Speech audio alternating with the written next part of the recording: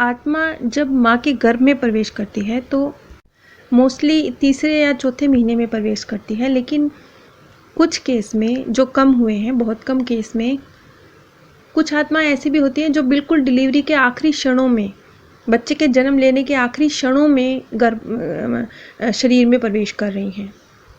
हालांकि इस तरह के केस बहुत कम होते हैं, क्योंकि आत्मा को जो एक शरीर प्रदान किया गया है, एक मस्तिष्क प्रदान किया गया है, उसके साथ उसे एक तालमेल भी बिठाना होता है। उसके साथ एक उसका जो रिश्ता है, उसे भी एक पूरा जीवन जीना है, तो उसके लिए भी वक्त चाहिए होता है।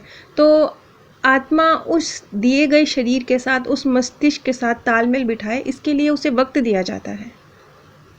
और जब ये वक्त नहीं के बराबर होता है, यानी कि अगर बिल्कुल सोल ने अंतिम क्षणों में, जन्म के अंतिम क्षणों में प्रवेश किया है, तो फिर जो ये तालमेल बिठाने का कार्य है, मस्तिष्क के साथ सोल का जो तालमेल बिठाने का कार्य है, ये फिर जन्म लेने के बाद ये प्रोसेस चलता है। लेकिन ज़्यादातर आत्माएं तीसरे या चौथे महीने में ही गर्भ में प्रवेश कर जाती हैं, और उसके बाद उनके पास एक लंबा वक्त होता है जिसमें वो उस शरीर के साथ, उस मस्तिष्क के साथ अपने तालमेल बिठाती हैं। लेकिन अब जैसे कि कुछ लोग जब कोमा की स्थिति में होते हैं, तो इस तरह के मेरे पास एक कमेंट भी आया था, और इस तरह के एक्सपीरियंस भी कुछ लोग आपको सुनने को मिले होंगे, जिसमें वो ये कहते हैं कि वो कोमा में थे, लेकिन उनको ऐसा महसूस, वो बाहर की दुनिया से जुड़े हुए थे, वो बाहर की दुनिया को देख पा रहे थे, सुन पा रहे थे। इवन वो हॉस्पिटल में थे, लेकिन उनके घर में क्या हो रहा है वो ये भी जानते थे, उनके कॉलेज में क्या हो रहा है वो ये भी जानते थे, उनको पता था कि क्या चल रहा है। जैसे कि एक मेरे पास कमेंट भी आया था, जिसमें एक महिला ने बताया था कि उसका पुत्र जब कोमा की अवस्था में था, तो वो उसके जो हॉस्टल था वहाँ जाके उनका सामान लेकर आई थी घर वापस। तो जब वो बच्चा कोमा से बाहर आया, तो उसने अपनी माँ को सारी बात बताई कि आप हॉस्टल में गई थी और आपने इस तरीके से किया था, ये सामान इस तरीके से यहाँ से लिया था। तो वो हैरान थी कि जिस वक्त बच्चा कोमा में था, उस वक्त वो उसके हॉस्टल गई थी, लेकिन उस बच्चे को सब कुछ पता था। ये केस मेरे पास एक कमेंट में एक महिला ने शेयर किया था। इसी तरीके से जैसे कोमा की अवस्था में, इसी तरीके से जब ऑपरेशन के दौरान एनेस्थीसिया दिया जाता है, तो कुछ लोग उस वक्त भी इस चीज़ का जिक्र करते हैं कि उन्होंने डॉक्टर्स को सब ऑपरेशन करते हुए देखा, सब कुछ करते हुए देखा। वो उनका ऑपरेशन चल रहा था, वो बेड पर है, वो ये सब कुछ देख पा रहे हैं। इसी तरीके से एक गहरी मेडिटेशन की अवस्था में या सोते समय, तब भी इस तरह की स्थितियाँ हो सकती हैं कि कोई व्यक्ति अपने आप को आउट ऑफ बॉडी एक्सपीरियंस करे, वो शरीर को अलग और अपने आप को अलग देखे। इसी तरह से जब एक सोल अंतिम क्षणों में, बिल्कुल जन्म से कुछ क्षण पहले, कुछ सेकंड पहले ही उसने शरीर को ग्रहण किया है, तो जो ये तालमेल बिठाने का कार्य है, ये फिर जन्म लेने के बाद एक प्रोसेस चलता है, और उस प्रोसेस में जो आत्मा है वो शरीर से बाहर आती जाती रहती है।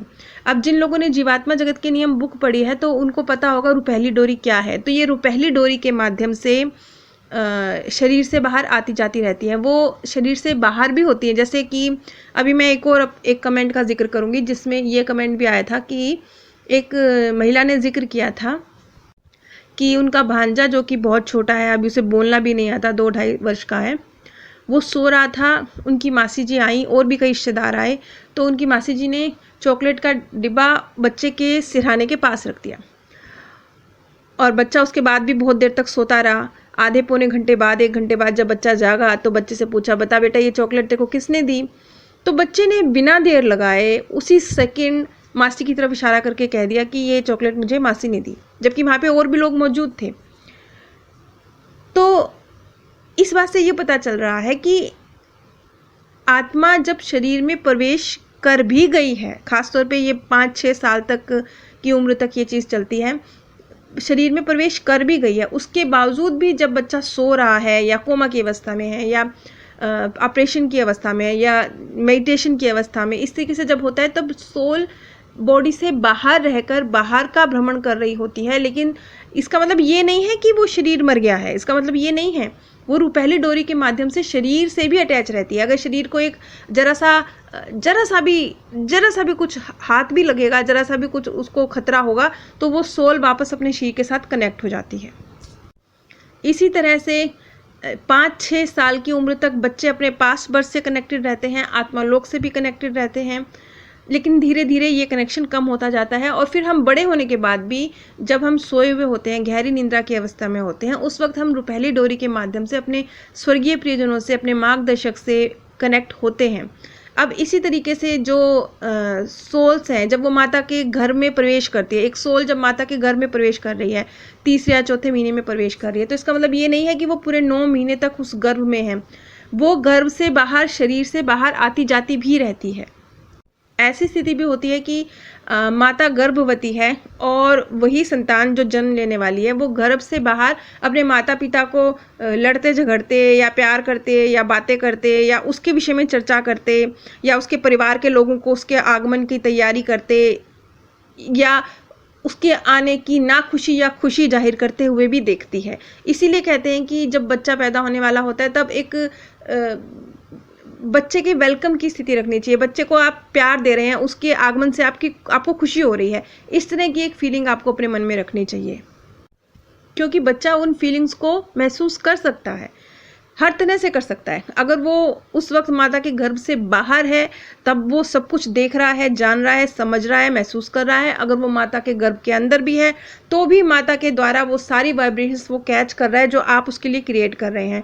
इसीलिए ये कहा जाता है कि जब बच्चा पैदा होने वाला हो तो माहौल को सकारात्मक बना के रखिए, बच्चे के आगमन की प्रसन्नता को जाहिर कीजिए, उसका आप वेलकम करना चाहते हैं, आपको खुशी है कि वो आपके जीवन में आ रहा है, इस तरह की एक प्रोसेस को अपनाइए, ये इसीलिए कहा जाता है।